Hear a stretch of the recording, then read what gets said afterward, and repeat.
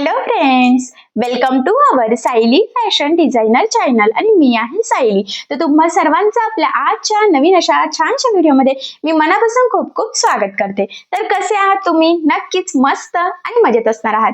आणि आज मी तुमच्यासोबत खूप सुंदर अशी लेटेस्ट ट्रेंडिंग न्यू लुक मधली ब्लाउज डिझाइन शेअर करणार आहे। बऱ्याचदा आपल्याला त्याच डिझाइन बघून कंटाळा येतो, वेगळी युनिक डिझाइन बनवायची असेल, कशी बनवावी सुचत नाही। तर आज मी तुम्हाला या डिझाइनची संपूर्ण कटिंग आणि स्टिचिंग अतिशय सावकाश स्टेप बाय स्टेप आणि खूप काही महत्त्वाच्या टिप्स अँड ट्रिक्स आहेत सांगणार आहे, जेणेकरून तुम्हाला आपला आजचा हा व्हिडिओ बघून अशी डिझाइन बनवणं खूपच सोपं जाईल। महत्त्वाचं म्हणजे याची पद्धत इतकी सोपी आहे की बाय चान्स जरी तुम्ही कोणी नवीन शिकत असाल तरी सुद्धा तुम्हाला आपला व्हिडिओ बघून प्रॉपर फिटिंग आणि फिनिशिंग सहित ही डिझाइन सहज बनवता येईल। सो अशी छानशी लेटेस्ट ट्रेंडिंग डिझाइन नक्की बनवून बघा।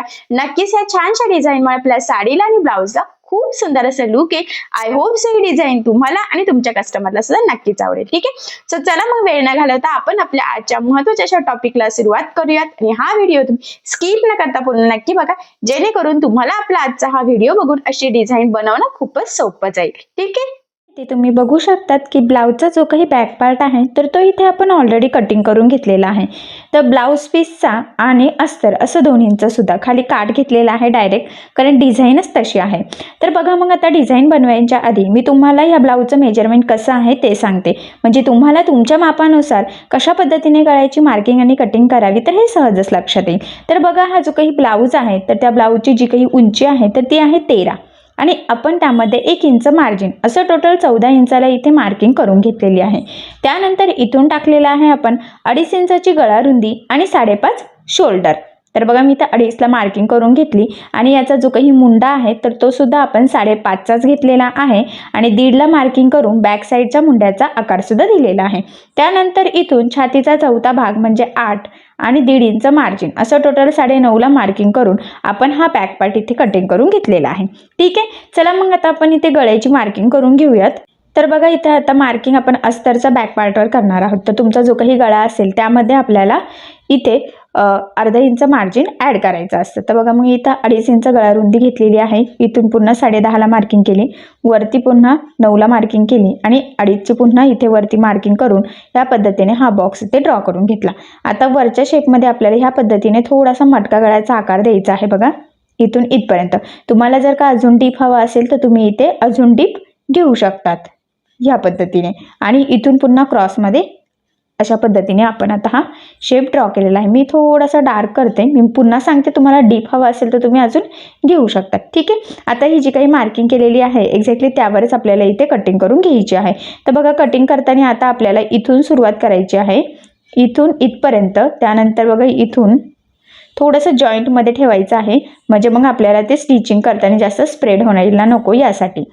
आणि मग ह्या पद्धतीने इथे आपण हे कटिंग करून घेतलेली आहे। ठीक आहे, चला बघा, मग आता हा गळ्याची आपण मार्किंग आणि कटिंग केलेली आहे। तर आता आपल्याला मेन फॅब्रिक आणि अस्तर एकमेकाला सगळ्यात आधी इथे जोडून घ्यायचं आहे। त्यासाठी सगळ्यात आधी आपल्याला जो काही ब्लाउजचा बॅक पार्ट आहे तर तो ह्या पद्धतीने सरळ ठेवायचा आहे आणि त्यावर आपण कटिंग केलेला अस्तरचा बॅक पार्ट ठेवून घेऊयात। आणि त्यानंतर आता सेंटरला इथे आपण एक पिन लावून घेणार आहोत आणि खालच्या साईडला डायरेक्ट काटोकाट आपण इथे अस्तर घेतलेला आहे, मार्जिन सोडलेलं नाहीये, कारण की बरोबर आपल्याला त्या लेवलमध्ये खालचा काट सुद्धा पाहिजे नाही डिझाईनसाठी, यामुळे। ठीक आहे, आणि बघा, इथे शोल्डरला सुद्धा दोन्ही साईडला पिना लावून घेतलेल्या आहे, म्हणजे गळा स्प्रेड व्हायला नको। आणि सगळ्यात आधी आता आपल्याला इथे ह्या पद्धतीने गळ्याच्या साईडला साधारणतः 1/2 इंचाचं मार्जिन ठेवत टीप मारून घ्यायची आहे। टीप मारताना कुठेही गोळा होणार नाही याची काळजी घ्यायची आहे, कारण की ब्लाउज पीस सुद्धा थोडासा असा गोळा होईल या टाईपमध्येच आहे, खूप असा कडक नाहीये। तुम्हाला जर का असं स्टिच करणं अवघड जात असेल तर तुम्ही इथे कॅनव्हास पेपर लावून सुद्धा हा गळा रेडी करू शकतात, बट इथे बिना कॅनव्हासचा सुद्धा हा गळा होऊ शकतो। जर का तुमचा कपडा जर का थोडाफार जाड असेल, जर का सुईमध्ये तो खेचला जात नसेल तर तुम्हाला हे स्टिच करणं सोपं जाईल। पण हा कपडा थोडासा सुईमध्ये खेचला जातोय, बट ठीक आहे, चला तरी सुद्धा आपण थोडंसं व्यवस्थित सावकाश या पद्धतीने एकसारखं थोडं थोडं पकडत टीप मारून घेऊयात। हे बघा, ह्या पद्धतीने व्यवस्थित गळ्याच्या साईडने। आता हा वरचा गळा आपण मटका गळ्यासारखा शेप दिलेला आहे। मी पुन्हा सांगते, इथे जर तुम्हाला वाटत असेल तर तुम्ही थोडासा अजून डीप घेऊ शकता। ठीक आहे, तर बघा, आता गळ्याच्या साईडला टीप मारून झालेली आहे। त्यानंतर आता आपण लगेचच कमरेच्या साईडला सुद्धा टीप मारून घेऊयात। तर कमरेच्या साईडला साधारणतः अर्धा इंचाचं मार्जिन ठेवत आपल्याला इथे टीप मारून घ्यायची आहे। व्यवस्थित एकसारखं सरळ पकडायचं आहे। बघा, ह्या पद्धतीने. या स्टेपमुळे काय होतं की गळा आणि कमरेचा पाड दोन्हीही आपल्या सोबतच रेडी होतं आणि इथे आपल्याला कमरपट्टी लावण्याची गरज सुद्धा पडत नाही. आता बघा, कमरेच्या साईडला तर काहीच मेन फॅब्रिक एक्स्ट्रा नाहीये. आता गळ्याच्या मध्ये जे काही एक्स्ट्राचं मेन फॅब्रिक आहे तर ते सगळ्यात आधी आपण इथे कटिंग करून घेऊयात. आता हे कटिंग करताना आपल्याला काहीच एक्स्ट्राचं सोडायचं नाहीये कपडा. म्हणजे जसं आपण जेवढं अस्तर आहे बरोबर बघा 5 इंचाचं मार्जिन ठेवलेलं होतं तर बरोबर त्याच लेवलमध्ये बघा ह्या पद्धतीने हे मधलं आपण इथे कटिंग करून घेऊयात व्यवस्थित. आणि आता बघा हे कट झाल्यानंतर मध्यभागी एक छोटासा कट मारणार आहे.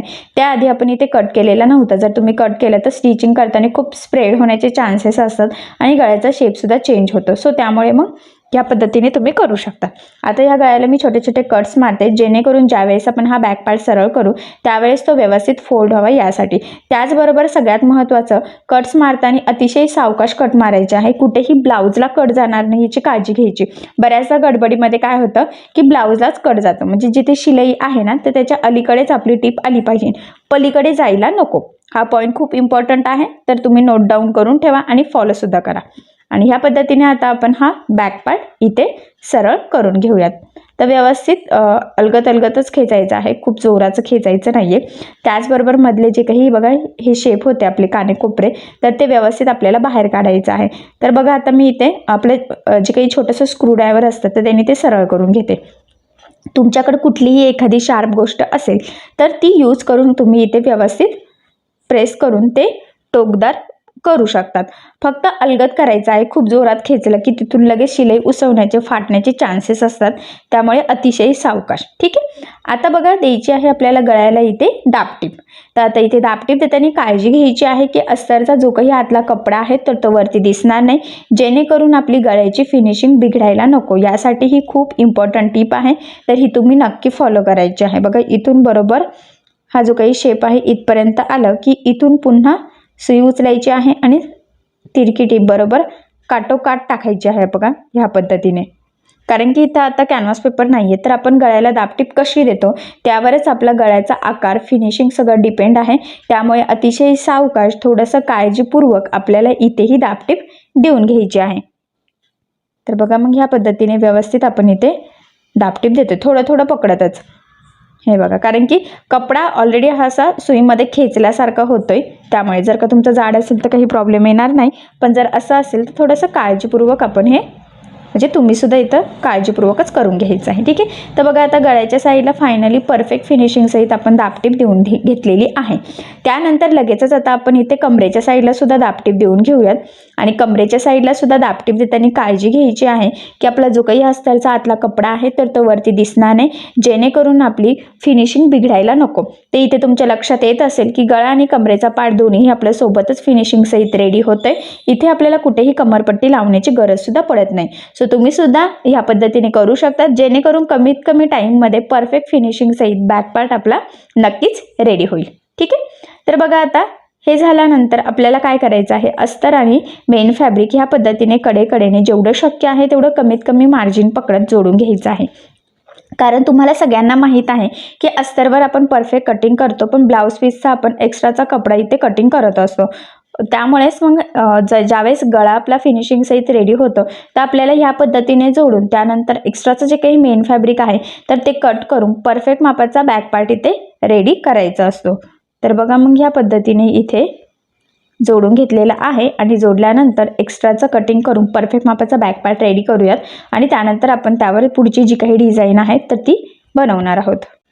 आता महत्त्वाचं म्हणजे हे कट करताना कुठेही आर्महोल वगैरे कट होणार नाही याची सुद्धा थोडीशी काळजी घ्यायची आहे.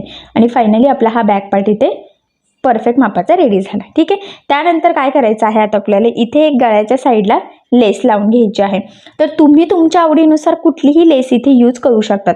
बट इथे सध्या बघा त्रिकोणच्या लेसचा खूप ट्रेंड चालू आहे आणि तो काठाला आणि गोल्डन आहे आणि काठाचा कलर आहे, तर ह्या दोन्ही कलर कॉम्बिनेशनची मी इथे ही त्रिकोणची लेस यूज करणार आहे. तुम्ही फक्त जी काही गोल्डन मिळते त्रिकोणची ती सुद्धा यूज करू शकतात किंवा यापेक्षा वेगळी पण करू शकतात, तुमच्यावर डिपेंड आहे. किंवा ह्या पद्धतीने कॉन्ट्रास्ट काठाला मॅच होणारी सुद्धा करू शकतात जर का तुमचा काठाचा ब्लाऊज असेल तर.